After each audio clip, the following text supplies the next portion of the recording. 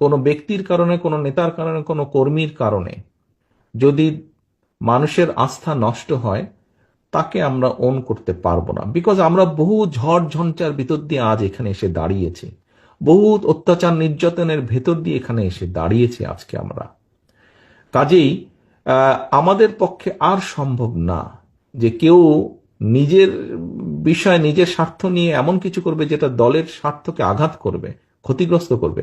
তাকে আমাদের পক্ষে টানা সম্ভব না। হ্যাঁ, অনেকে ইদানিং কিছু কিছু লোক বলার চেষ্টা করে যে দেখুন, আপনারা নয় কি করছেন, আমাদের মধ্যে কেউ কেউ করেছে, কোনো কোনো সদস্য ভুল করেছে, বিভ্রান্ত হয়েছে, কিছু কিছু আপত্তিকর কাজ করেছে, আমরা আমাদের দলের সাথে তার সম্পর্কটা ছিন্ন করেছি।